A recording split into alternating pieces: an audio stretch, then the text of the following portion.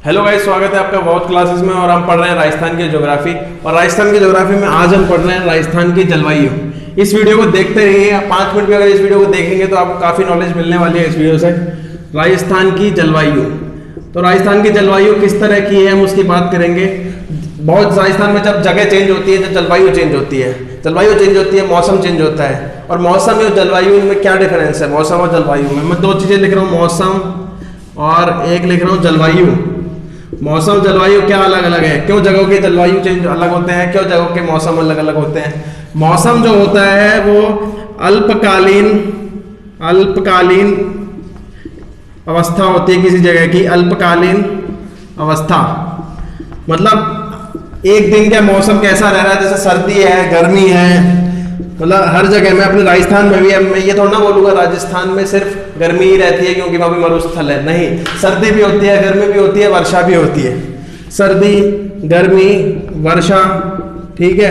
और इसमें मैं बोलूँ कि एक दिन, 2 दिन, 2 वीक, बहुत सारी चीजें हो सकती हैं। ये अल्पकालीन, कम वक्त के लिए जो बोलते हैं वो मौसम बोलते हैं। जलवायु होता है लंबे समय के लिए, दीर्घकालीन जो अवस्था होती है, दीर्घकालीन जो मौसम की अवस्था होती है, दीर्घकालीन जगह की अवस्था होती है, उसको मैं बोलता हूं जैसे कि 10 साल और 100 साल। इसमें एवरेज मौसम क्या रहता है? जैसे कि हमारा एवरेज मौसम यहाँ पे हमको पता है मरुस्थल है, गर्मी की तरह रहता है, तो जलवायु गर्म बोलेंगे, उपोष्ण जलवायु बोलेंगे इस तरह से। मौसम सर्दी गर्मी, मौसम तो चेंज होता रहता है। सर्दी में सर्दी लगती है, हम कंबल ओढ़ते हैं। गर्मी में हमको गर्मी लगती है, ठीक है, हम कपड़े छोटे पहनते हैं, हम हाफ स्लीव शर्ट पहनते हैं, ये करते हैं हम इसमें। और इसके बाद ये होता है इसमें कि जो इसके फैक्टर्स होते हैं, फैक्टर्स हम देखेंगे, फैक्टर्स जो इसको डिपेंड करते हैं, जिससे जलवायु प्रभावित होती है हमारी जगह की जलवायु। तो हमारा मेन टॉपिक जलवायु है। तो पहला एक गणित का है अक्षांश, जिसके बारे में हमने बताया है आपको। अक्षांश के बारे में 23 डिग्री 3 मिनट से लेकर 30 डिग्री 12 मिनट राजस्थान का अक्षांश है। अच्छी तरह याद रहना चाहिए आपको, बिल्कुल अच्छी तरह याद रहना चाहिए। और 22 डिग्री 23 डिग्री आधा, 23 डिग्री 30 मिनट पे क्या होता है, ये कर्क रेखा गुजरती है। कहाँ से गुजरती है कर्क रेखा? बांसवाड़ा से गुजरती है। बांसवाड़ा के ऊपर का सारा भाग जो होता है, तो ये हम राजस्थान का अगर वो बनाएं, राजस्थान में यहाँ पे पृथ्वी बनाऊं पहले, और पृथ्वी में मैं बोलूँ कि यहाँ पे 23.5 डिग्री तक और -23.5 डिग्री तक क्या होता है, यहाँ पे उष्ण होती है जलवायु। फिर बाकी के ऊपर क्या उपोष्ण आती है, फिर शीतोष्ण, फिर शीत। सबसे ऊपर अंटार्कटिका आर्कटिक रीजन में हमारे शीत होती है। तो ये उपोष्ण की बात करेंगे, यहाँ उपोष्ण होती है जलवायु, उपोष्ण, ठीक है। हमारी उपोष्ण जलवायु होती है राजस्थान की मेन पार्ट में, मेजर पार्ट में, क्योंकि हमारा राजस्थान का मेजर पार्ट कर्क रेखा के ऊपर लाया करता है। इसलिए इसमें जो जलवायु है वो कौन सी जलवायु होती है? उपोष्ण जलवायु पाई जाती है। इसमें हमारे 23 डिग्री 3 डिग्री से लेकर 3 मिनट से लेकर 30 डिग्री 12 मिनट तक हमारा ये फैला हुआ है राजस्थान, हमको ये पता है। मोस्टली पार्ट कर रहे हैं कि ऊपर है उपोष्ण जलवायु में। आपसे क्वेश्चन पूछा जाता है कौन सी जलवायु, ऑप्शन दे सकते हैं उष्ण, उपोष्ण, शीतोष्ण, शीत। तो उपोष्ण हम टिक करके आएंगे कि उपोष्ण हमारी जलवायु कहाँ से कहाँ तक फैला हुआ है। 23 डिग्री 3 मिनट से लेकर 30 डिग्री 12 मिनट तक ये फैला हुआ है, हम ये बता सकते हैं इस चीज़ में। और हम और भी चीज़ें इसमें डिस्कस कर सकते हैं, बहुत सारी चीज़ें। दूसरा फैक्टर जो हम डिस्कस करेंगे यहाँ पर, दूसरा फैक्टर जो हम डिस्कस करेंगे यहाँ पर कि महाद्वीपीयता बात करेंगे। महाद्वीपीयता हम बात करेंगे। महाद्वीपीयता में क्या होता है, ये समुद्र से दूरी होती है, समुद्र से दूरी। अब देखो, समुद्र हमारे अगर पास है तो हमारे हवाएं, मानसून की हवाएं आने में दिक्कत नहीं होगी, जो हवाएं जो आ रही हैं उसमें दिक्कत नहीं होगी। लेकिन अगर दूर है समुद्र तो उसमें दिक्कत होगी, हवाएं दूर से चल के आएंगी। तो महाद्वीपीयता डिपेंड करती है कि हमारी जलवायु को निर्धारित करती है। तीसरी है अरावली की स्थिति। तो अरावली की स्थिति से भी हमारी जलवायु प्रभावित होती है।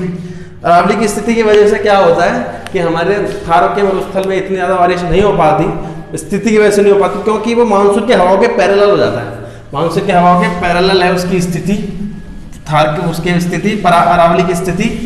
जैसे हम बात करेंगे, हम राजस्थान का अगर मैं मैप बना दूँ यहाँ पर, राजस्थान का मैप बना, तो देखते रहिए, ध्यान से समझते रहिए, बहुत इंपॉर्टेंट चीज़ें हैं ये, आपके एग्जाम में आ सकती हैं।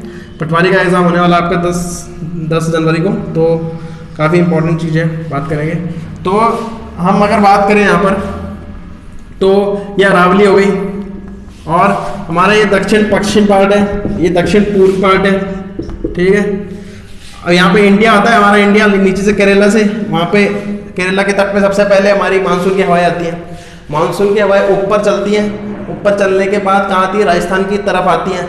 दक्षिण पश्चिम जो है वो मानसून बोला जाता है कि दक्षिण तक पश्चिम मानसून आता है हमारे यहाँ पे, ध्यान रखेंगे। पूछा जाए आपसे कौन सा मानसून आता है, राजस्थान में दक्षिण पश्चिम मानसून धाराएं आती हैं, मानसून धाराएं आती हैं दक्षिण पश्चिम मानसून की। और कौन कौन सी धारा आती है, 2 धाराएं हैं, ध्यान रखेंगे। पहली धारा जो है, पहली जो धारा है वो अरब सागर धारा है, अरब सागर, और दूसरी जो है बंगाल की खाड़ी, बंगाल की खाड़ी। अरब सागर जो शाखा है वो सबसे पहले एंटर करती है, फर्स्ट एंटर करती है, ये पहले आती है, ये फर्स्ट, और इसको लिखूंगा सेकंड। ये बाद में आती है लेकिन दुरुस्त आती है। अरब सागर वाली पहले आती है, बंगाल की खाड़ी बाद में आती है, बंगाल की खाड़ी बाद में आती है लेकिन दुरुस्त आती है, लेट आए लेकिन दुरुस्त आए। तो बंगाल की खाड़ी 90% तक की बारिश करती है यहाँ पर, और अरब सागर 10% की बारिश करती है। तो बंगाल की खाड़ी वाली जो चीज़ होती है वो डिसाइडिंग फैक्टर होता है हमारा। और ये हमारी बात करें दक्षिण पश्चिम, यहाँ पे ये जो एंटर करती है हमारी अरब सागर वाली, ये बांसवाड़ा से करती है। और ये बात करें यहाँ पे बंगाल की खाड़ी मानसून हवाएं, ये झालावाड़ से एंटर करती है, झालावाड़ से एंटर करती है। तो बांसवाड़ा और झालावाड़ याद रखेंगे। सबसे पहले क्या आती है, यहाँ से आती है, बांसवाड़ा से आती है, अरब सागर की हमारे मानसूनी हवाएं यहाँ एंटर करती है। लेकिन अरावली के पैरेलल होने की वजह से क्या होती है, निकल जाती है सामने की वजह से। अगर अरावली हमारी ऐसे ना होके सामने होती, रोक लेती उसको, रोक लेती उसको, जैसे कि ट्रैफिक पुलिस में हमारी लाइट हमको ट्रैफिक पुलिस में रोक लेती है व्हीकल्स को, वैसे अगर वो रोक लेती तो क्या होती, वर्षा वहीं पे हो जाती। और थार के मरुस्थल में इतनी कम वर्षा नहीं होती। लेकिन अब स्थिति इस तरह से ही है, इस तरह से ही संरचना है हमारी कि वो उसको रोक लेती है और इसको जाने नहीं देती। वो यहाँ पे वर्षा क्या होती है, कम होती है। और वर्षा कम होने के कारण यहाँ पे अब यहाँ पे बंगाल की खाड़ी में वर्षा थोड़ी ज़्यादा होती है, बंगाल की खाड़ी में वर्षा ज़्यादा होती है। और ये हमारा कौन सा टॉपिक चल रहा था कि अरावली की स्थिति, तीसरा पॉइंट चल रहा था हमारा अरावली की स्थिति। चौथा जो पहला है ये अरावली की स्थिति हो गया। और इसके बाद वाला जो पॉइंट है, इसके बाद वाला पॉइंट है महासागरीय धाराएं। इससे पहले और बात करेंगे थार का मरुस्थल। थार का मरुस्थल ही प्रभावित करता है मानसून को, मानसून को मतलब जलवायु को। मानसून से जलवायु का मतलब बिल्कुल डायरेक्ट लिंक है। और थार का मरुस्थल जो हमारे ये मरुस्थल है थार का, जो अगर राजस्थान की बात करें और थार यहाँ पे थार का जो रीजन है मरुस्थल का, ये पूरे भारत को प्रभावित करता है, पूरे भारत। थार के मरुस्थल में यहाँ पे ये पूरे भारत को प्रभावित करता है। अभी मैंने जैसे दोबारा मैं बोल रहा हूँ कि तो हमारा जो भारत है यहाँ पर, हमारा जो भारत है, ठीक है, तो हमारे भारत में ही जो मानसून आता है वो थार के मरुस्थल से आता है। जब भारत को ये प्रभावित कर रहा है तो राजस्थान को तो करेगा ही प्रभावित। तो थार के मरुस्थल बहुत प्रभावित करता है। इसकी वजह से मानसून की जो हमारी हवाएं हैं वो अट्रैक्ट होती है हमारी तरफ। 5 होता है महासागरीय धाराएं। महासागरीय धाराएं आपने सुना होगा, महासागरीय धाराएं जैसे कि अल नीनो धाराएं, जैसे कि अल नीनो, जिसको चाइल्ड क्राइस्ट के नाम पे भी जाना जाता है, 25 दिसंबर को ये आती है, आपको पता होगा। तो ये जो आती है धारा, ये मानसून को कम करती है। अल नीनो और ला नीनो होती है, 2 इफेक्ट्स होते हैं हमारे। ये महासागरीय धाराएं आती हैं और ये कम इफेक्ट करती है हमारे। इसके बाद जो और चीज़ें हैं उसकी बात करेंगे। 3, 4, 5 पॉइंट हो गया अरावली की स्थिति, एक धारा का मरुस्थल और फिर महासागरीय धारा है। इसके बाद है छठा आता है पछुआ पवन। पछुआ पवनें आती हैं, पछुआ पवनें। ये पछुआ पवनें जो है गर्म पवनें हैं, पाकिस्तान की तरफ से आती हैं, ये प्रभावित करती हैं। जैसे कि पाकिस्तान की तरफ से गर्म हवाएं आ रही हैं तो ये अपने मानसून के इफेक्ट को क्या करती है, कम करती हैं। तो पछुआ पवनें भी प्रभावित करती हैं। और बाद में हम जेट स्ट्रीम्स की बात करेंगे। ये प्रभावित नहीं करती, ये अच्छा करती हैं। ये हमारे जेट स्ट्रीम इंप्रूव करते हैं, हमारे मानसून को अच्छा करने का काम करते हैं। जेट स्ट्रीम, पश्चिमी जेट स्ट्रीम, पूर्वी जेट स्ट्रीम, ये हमारे मानसून को इम्प्रूव करते हैं। और इसके बाद एक प्रॉपर हम और चीज़ें पढ़ेंगे। हमने 2 चीज़ों की बात करी थी, अरब सागर और अरब सागर मानसून। और आपको इसमें डाउट हो तो आज के बाद इसमें डाउट नहीं रहेगा, आपको क्लियर हो जाएगा डाउट। अरब सागर और बंगाल की खाड़ी मानसून, बंगाल की खाड़ी मानसून, ठीक है। तो हमारा मानसून ये दोनों दक्षिण पश्चिम में आते हैं। ठीक है। लेकिन आप तो बोलोगे सर ये तो इधर से आता है, झालावाड़ से एंटर करता है तो ये दक्षिण पूर्व से आना चाहिए। नहीं, ये है दक्षिण पश्चिम की मानसून। लेकिन जैसे हम अपनी भारत की बात करें, अगर मैं भारत को यहाँ पर ड्रॉ करूँ तो केरला में मालाबार में सबसे पहले ये मानसून आता है, टकराता है, 2 पार्ट में डिवाइड होता है इसकी शाखाएं। एक शाखा होती है अरब सागर की और एक होती है बंगाल की खाड़ी की, ठीक है। फिर ये मालाबार में डिवाइड हुआ और ये फिर जब घूम के जब आता है तो ये इसलिए दक्षिण पूर्व में आता हुआ दिखाई देता है, दक्षिण पूर्व से। लेकिन इसको दोनों ही है दक्षिण पश्चिम मानसून है, दोनों मानसून दक्षिण पश्चिम मानसून है। लेकिन ये बंगाली खाड़ी वाला दिखाई देता है, प्रतीत होता है इस तरह से कि आ रहा है हमारा दक्षिण पूर्व से, लेकिन ये दोनों दक्षिण पूर्व में मानसून होते हैं, दक्षिण पश्चिमी। और आपसे पूछा जाए सबसे पहले कौन आता है, तो मैंने बोला था सबसे पहले ये आता है, अरब सागर आता है। बाद में कौन आता है? बाद में आता है बंगाल की खाड़ी। लेट आता है लेकिन दुरुस्त आता है, 90% वर्षा को लेके आता है। इसलिए झालावाड़ में सबसे ज्यादा वर्षा होती है बंगाल की खाड़ी की वजह से। और हम बात करेंगे कि अरब सागर थार के मरुस्थल में कम बारिश क्यों होती है, अरब सागर की वजह से। थार के मरुस्थल में अरब सागर से कम बारिश क्यों होती है? तो हमने पहला रीजन बात करा था कि दिक् स्थिति का मतलब क्या है? पैरेलल, क्योंकि अरावली है जो वो पैरेलल है, तो अरावली की दिक् स्थिति बोलेंगे हम इसको। अरावली की दिक् स्थिति, अरावली की दिक् स्थिति की बात करेंगे। दिक् स्थिति जो हमारी अरावली है, आपको पता है ये पैरेलल है। अरावली हमारी जो हवाएं हैं उनके पैरेलल है, इसलिए अरावली की दिक् स्थिति भी डिपेंड करती है। और दूसरा कारण महाद्वीपीयता प्रभाव करती है। तीसरा ये अरब सागर वालों की बात कर रहा हूं मैं, महासागरीय धाराएं, ये धाराएं। और चौथा पछुआ पवन है। लेकिन अगर मैं बंगाल की खाड़ी से इसमें बात करूं कि ये थार के मरुस्थल में कम बारिश क्यों करती है, बंगाल की खाड़ी वाली मानसूनी हवाएं थार के मरुस्थल में कम बारिश क्यों करती है, तो इसका एक ही रीजन है, वो है अरावली का दृष्टि छाया प्रदेश। अरावली का सृष्टि छाया प्रदेश। सृष्टि छाया प्रदेश क्या होता है इसमें? अब यहाँ पे अगर हमारी राजस्थान है अगर, और यहाँ पे हमारी अरावली है, और यहाँ से दक्षिण पूर्व से आती हुई दिखाई दे रही है हमारी, है ये दक्षिण पश्चिम वाली दिखाई दे रही है, दक्षिण पूर्व से आती हुई ये हमारी आ रही है बंगाल की खाड़ी वाली पवनें, बंगाल की खाड़ी वाली मानसूनी हवाएं। ये वाली जो आ रही है अब ये यहाँ पर ये टकरा के रुक जाती है। इस वाले एरिया में तो बारिश कर देती है टकरा के, लेकिन थार में नहीं जा पाती। तो सृष्टि छाया प्रदेश क्या होता है? सृष्टि छाया प्रदेश होता है कि वो बीच में आ गया, कोई चीज बैरियर बीच में आ गई, उसकी वजह से यहाँ पे बादल तो आते हैं लेकिन बारिश नहीं होती। यहाँ पे बादल तो आ जाते हैं लेकिन बारिश नहीं होती। तो दोनों ही बारिश नहीं कर पाते, ना अरब सागर मानसून कर पाता है, ना बंगाल की खाड़ी यहाँ पे मानसून में वर्षा कर पाता है। दोनों वर्षा नहीं कर पाते, इसलिए आपने देखा होगा 10 से 20 सेंटीमीटर, ज़्यादातर 20 से 40 सेंटीमीटर।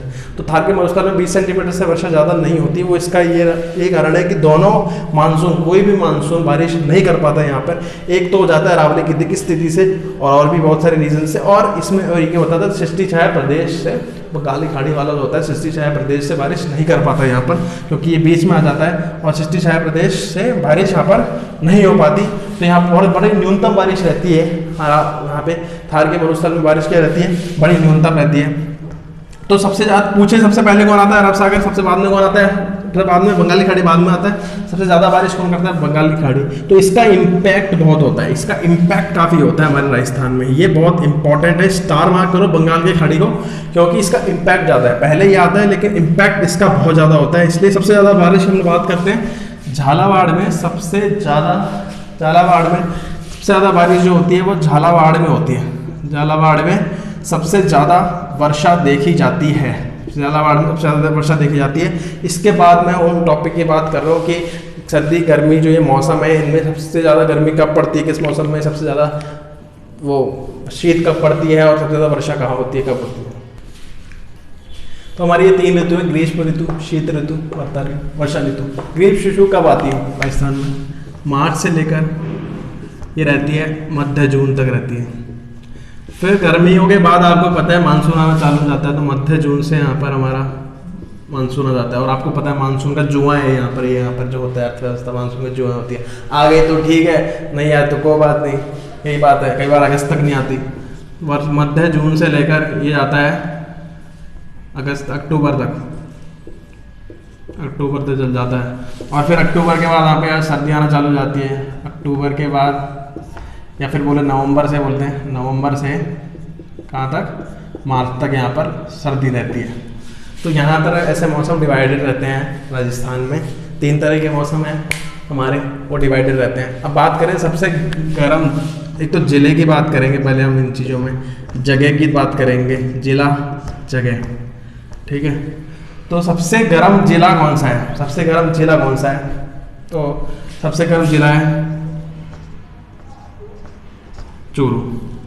सबसे गर्म जगह कौन सा है, फलौदी, तो जोधपुर में, फलौदी जोधपुर। अब देखना अब सरप्राइजिंग बात देखना, सबसे गर्म जिला चूरू है और सबसे ठंडा कौन सा है, वो भी चूरू ही है। सबसे गर्म भी चूरू, सबसे ठंडा भी चूरू। और सबसे ठंडी जगह की बात करेंगे, कौन सी हो सकती है सबसे ठंडी जगह, माउंट आबू, सिरोही या फिर कोई और, माउंट आबू, सिरोही, ठीक है। अब बात करेंगे वर्षा ऋतु की। वर्षा ऋतु में मध्य जून में बात करेंगे, सबसे ज़्यादा वर्षा कहाँ होती है, झालावाड़ में होती है बात करें तो। लेकिन अगर जगह की बात करें तो माउंट आबू की बात करेंगे सिरोही में। तो जगह और ज़िले में फ़र्क पड़ जाता है यहाँ पर। माउंट आबू सिरोही में सबसे ज़्यादा क्या होती है, वर्षा होती है। और इसके बाद में हम बात करेंगे, हमने बात कर ली ज़िले की, सबसे ज़्यादा ज़िला, हाँ महीना, किस महीने में सबसे ज़्यादा ये ग्रीष्म ऋतु में सबसे ज़्यादा एक्टिव कब रहता है और सबसे ज़्यादा गर्म महीना कौन सा है हमारा। तो सबसे ज़्यादा गर्म महीना जो है हमारा, पहले बात करेंगे सबसे ज़्यादा वर्षा कब होती है। सबसे ज़्यादा वर्षा होती है अगस्त में। और सबसे सर्द वाला महीना है फरवरी। और सबसे गर्म जो महीना है वो है जून। मई जून में सबसे ज़्यादा गर्मी पड़ती है, अगस्त में सबसे ज़्यादा वर्षा होती है और फरवरी महीना सबसे ज़्यादा हमारा ठंडा महीना होता है। तो ये बात करी हमने 3 ऋतुओं की जो यहाँ पे होती है। इसके बाद मैं आर्द्रता की भी बात कर रहा हूँ थोड़ी सी, मैं यहाँ पे आर्द्रता की बात कर रहा हूँ। सबसे ज़्यादा आर्द्रता कैसे होती है यहाँ पे, न्यूनतम आर्द्रता और उसकी बात करता हूँ पहले मैं। चलो मैं एक को मिटा के न्यूनतम आर्द्रता की बात कर लेता हूँ। यहाँ पर इसको मिटा के मैं बोलता हूँ कि न्यूनतम आर्द्रता, तो यहाँ पे न्यूनतम, और एक तो न्यूनतम हो गया हमारी आर्द्रता और एक आर्द्रता हो गई हमारी सर्वाधिक आर्द्रता हो गई। न्यूनतम आर्द्रता और सर्वाधिक आर्द्रता तो किस महीने में न्यूनतम होती है, तो वो होती है अप्रैल में। न्यूनतम होने का मतलब क्या है, हमारे कपड़े जल्दी सूखेंगे, बस हमारे कपड़े जल्दी सूख रहे हैं अप्रैल में। तो हमारे कपड़े लेट कब सूखेंगे, सर्वाधिक आर्द्रता अगस्त में। हमारे कपड़े लेट, सबसे लेट सूखेंगे अगस्त में, क्योंकि वहाँ पे सबसे ज़्यादा बारिश आती है उस टाइम पे और सबसे ज़्यादा आर्द्र महीना रहता है। अब अप्रैल ही क्यों सर जी, मार्च,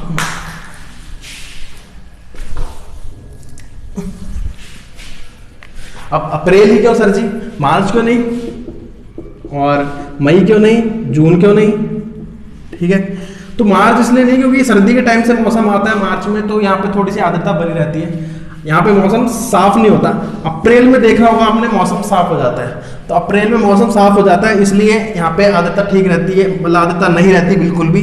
यहाँ पे थोड़े से बादल आना चालू हो जाते हैं मई में, और जून में आपको पता है जून जुलाई में मानसून आने लग जाता है। तो यहाँ पे इसलिए सबसे कम आर्द्रता किसमें है, अप्रैल में सबसे कम आर्द्रता होती है, और अगस्त में हमारी क्या होती है, सबसे ज़्यादा आर्द्रता होती है। तो इस लेक्चर में हमने बहुत सारी चीज़ों के बारे में बात करी। हमने बात करी थी कि कौन कौन से फैक्टर्स होते हैं जो डिपेंड करते हैं, हमारी जलवायु को डिफाइन करते हैं। पहली बात तो हमने बोला था कि जो जलवायु के जो फैक्टर्स हैं, और जलवायु और मौसम में फ़र्क बोला था हमने। क्या फ़र्क था, जो हमारा मौसम था वो अल्पकालीन था और जो हमारा जलवायु था वो दीर्घकालीन था, बड़े टाइम के लिए। बड़े टाइम के लिए किसी चीज़ को देखते हैं हम, उसकी दशाओं को देखते हैं, तो वो जलवायु कहलाता है। उसके बाद बात करी थी हमने मानसून जो आता है, अरब सागर मानसून और बंगाली खाड़ी मानसून। अरब सागर पहले आता है, बंगाली खाड़ी बाद में आता है। बंगाली खाड़ी बाद में आता है, लेकिन सबसे ज़्यादा इम्पैक्ट होता है उसका, 90% इम्पैक्ट उसका होता है। फिर हमने बात करी 3 तरह के मौसम आते हैं, ऋतु आती हैं, ग्रीष्म ऋतु, शीत ऋतु और वर्षा ऋतु आती है। उसके बारे में बात करा कौन सा इसमें गर्म महीना होता है, कौन सा गर्म जिला होता है, कौन सा सबसे गर्म जगह होती है। ऐसे ही ठंडी जगह, ठंडा जिला और सबसे ठंडा महीना। फिर सबसे वर्षा की बात करी, सबसे कम वर्षा, सबसे ज़्यादा वर्षा कहाँ होती है, ठीक है, किस जगह होती है, किस ज़िले में होती है, और सबसे ज़्यादा वर्षा किस महीने में होती है। उसके बाद हमने आर्द्रता की बात करी, सबसे कम आर्द्रता किस महीने में होती है, सबसे ज़्यादा आर्द्रता किस महीने में होती है। गाइज आपको ये लेक्चर पसंद आया तो प्लीज़ सब्सक्राइब करिए। Thank you guys.